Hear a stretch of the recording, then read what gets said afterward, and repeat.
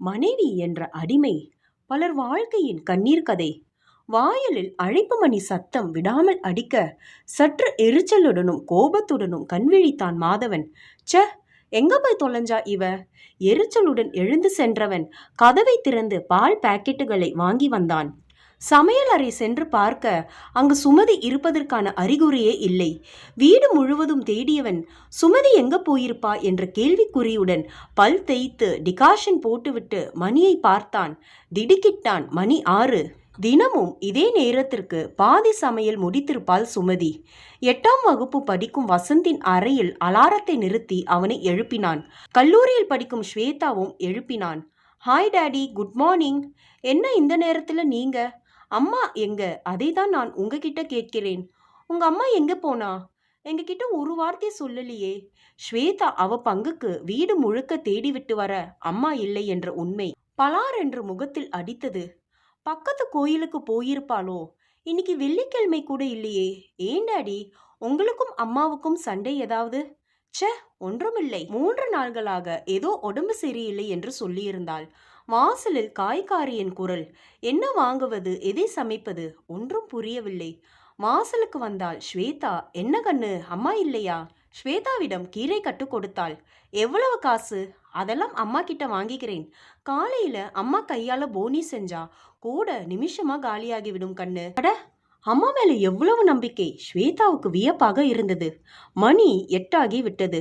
மாதவனுக்கு ஒரே குழப்பம். எங்கே போய்விட்டாள் இவள் என்று யோசிப்பு உடனே குளித்தான். ஸ்வேதா, ஃப்ரிட்ஜில் தோசை மாவு இருந்தால் எடுத்து தோசை வார்க்கிறாயா?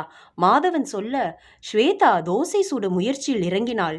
ஒரு தோசை கூட சரியாக வராமல் கிண்டி போக அம்மா மெல்லிதாக சூடாக வார்த்து போட்ட தோசை ஞாபகம் வந்தது. ஸ்வேதா, இன்னைக்கு நீ காலேஜ் போக வேண்டாம். அம்மா எப்படியும் மத்தியானம் வந்து விடுவாள். வந்ததும் எனக்கு ஃபோன் செய். டியூஷன்ல இருந்து வந்த வசந்தும் ஏதோ பிரெட்டை சாப்பிட்டு விட்டு கிளம்பி விட்டான். எல்லோரும் சென்றதும் ஸ்வேதாவுக்கு என்ன செய்வது என்று புரியவில்லை. ஏதாவது சமைக்கலாம் என்றால் துவரம் பருப்புக்கும் கடலை பருப்புக்கும் கூட வித்தியாசம் தெரியவில்லை. அவளை சமையலில் உதவ அழைப்பாள். ஆனால் ஸ்வேதா அதை காதிலேயே போட்டு கொண்டதில்லை. சென்ற வாரம் நடந்த சம்பவம் ஸ்வேதாவுக்கு நினைவுக்கு வந்தது. அன்று விடுமுறை. டிவியில் ஏதோ நிகழ்ச்சியில் ஆழ்ந்திருந்தாள் ஸ்வேதா. ஸ்வேதா, கொஞ்சம் உள்ள வந்து ஹெல்ப் பண்ணு. இந்த சப்பாத்தியை போட்டேடு. எனக்கு ஒரே ஃபீவரிஷா இருக்கு. உடம்பு முடியலை. ப்ளீஸ் ஸ்வேதா, போமா. இந்த வேலைக்கெல்லாம் என்னை கூப்பிடாதே. லீவில் கூட நிம்மதியாக டிவி பார்க்க முடியவில்லை. நான் என் ஃப்ரெண்ட் ஜோதி வீட்டுக்கு வேற போகணும் என்று மாலை 5 மணிக்கு சென்றவள் இரவு 8 மணிக்கு தான் வந்தாள். ஏதோ மாத்திரையை சாப்பிட்டு படுத்திருந்த சுமதி ஸ்வேதாவுக்கு சாப்பாடு போட எழுந்து வந்தாள். சப்பாத்தியும் சட்னியும் ஸ்வேதாவின் தட்டில் பரிமாறினாள். ஏமா, வேற ஏதாவது சப்ஜி செய்யக்கூடாதா? இந்த சட்னி யாருக்கு வேணும்? எனக்கு உடம்பு சரியில்லை. ஸ்வேதா கோவத்தோடு ஒரு சப்பாத்தி மட்டும் சாப்பிட்டு விட்டு எழுந்தவள் அம்மாவுக்கு உடம்புக்கு என்ன, சாப்பிட்டாளா என்று கூட கேட்கவில்லை. ச்சே, நான் ஏன் அப்படி நடந்து கொண்டேன்? பாவம் அம்மா. தனக்கு உடம்பு சரியில்லாததை சொன்ன போதும் நான் எப்படி பேசிவிட்டேன்? அந்த கோபத்தில் தான் அம்மா எங்காவது போய்விட்டாளா? எந்த வேலையும் செய்ய தோன்றாமல் சோர்வாக படுத்த ஸ்வேதா அப்படியே தூங்கிவிட்டாள். வேலைக்காரி அஞ்சலியின் குரல் தான் எழுப்பியது. ஏமா கண்ணு, காலேஜ் போகலையா? அம்மா எங்க போயிட்டாங்க? என்னாண்ட கூட சொல்லலையே. நாளைக்கு வருவாங்க. இன்னைக்கு எதுவும் பாத்திரம் இல்ல, நாளைக்கு வா சொல்லென்று விழுந்தாள் ஸ்வேதா. அம்மா மகாலட்சுமி ஆட்டமா எப்படி சிரிக்க சிரிக்க பேசுவாங்க. அவங்களுக்கு இப்படி ஒரு மக. முணுமுணுத்து கொண்டே சென்றாள் அஞ்சலை. மாலை பள்ளியில் இருந்து திரும்பிய வசந்துக்கு அம்மா இல்லாத வீடு வெறுமையாக தெரிந்தது. உள்ளே நுழைந்ததும் காஃபியும் கையுமாக நிற்கும் அம்மா எங்கே போயிருப்பாள்? கேன்டீனில் சரியாக சாப்பிடாமல் வயிறு பசியில் கபகபத்தது. ஸ்வேதா கொடுத்த பிரெட்டை சிரமப்பட்டு உள்ள தள்ளியவனின் மனம் அம்மாவின் ஞாபகத்தில் தவித்தது. 2 நாட்கள் முன்பு மாலை சுமதி அவனிடம் மளிகை சாமான் லிஸ்டை கொடுத்து அருகில் இருந்த கடைக்கு போயிட்டு வர சொன்னாள். போமா, நான் விளையாட போறேன். நீ வீட்டில் சும்மா தானே இருக்க, நீ போய் வாங்கி வந்துக்கோ சொல்லி அவன் நிமிடத்தில் சிட்டாய் பறந்து விட்டான். பாவம் அம்மா, நான் திரும்பி வந்தபோது நல்ல ஜுரத்தில் படுத்திருந்தாளே, அந்த கோவத்தில் தான் என்னை விட்டு போயிட்டாளோ. சாரிம்மா, சீக்கிரம் வந்துடு ப்ளீஸ். அம்மா நினைவில் அழ ஆரம்பித்து விட்ட வசந்தை தேற்ற முடியாமல் தானும் கேவினாள் ஸ்வேதா. மாலை வந்த மாதவனுக்கு சுமதி வராதது அதிர்ச்சியை தந்தது. இரவு ஏதோ ஒரு ஹோட்டலில் சாப்பிட்டு வந்த மூவரின் மனமும் சரியில்லை. சுமதி எங்கே போயிருப்பாள் என்ற கேள்வி மாதவன் மனதை வண்டாய் குடைந்தது. மறுநாள் மாதவன் இருந்த மனநிலையில் அவனால் அலுவலகம் செல்ல முடியவில்லை.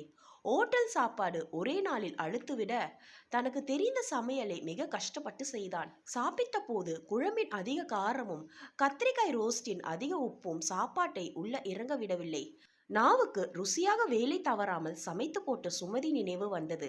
வீட்டின் ஒவ்வொரு அறையிலும் சாமான்களும் துவைக்க வேண்டிய துணிகளும் தாறுமாறாக கிடந்தன.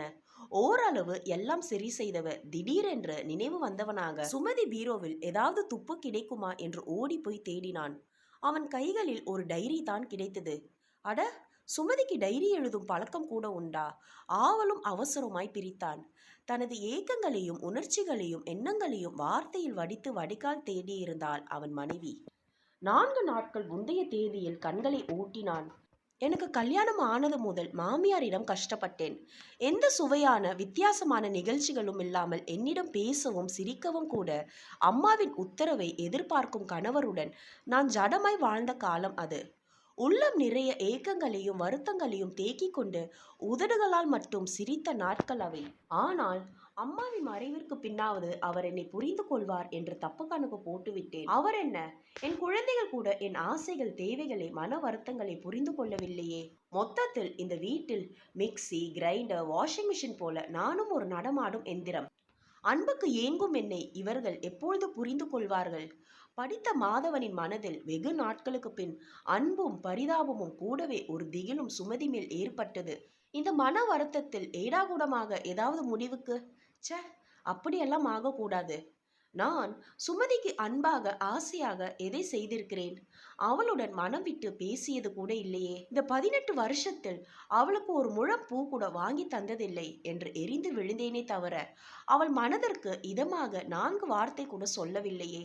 நான் எவ்வளவு சுயநலவாதி ஆகிவிட்டேன் என்று தன்னுள் கலங்கிய மாதவன் சுமதியின் வருகைக்காக வாசலில் காத்து கொண்டிருந்தான்.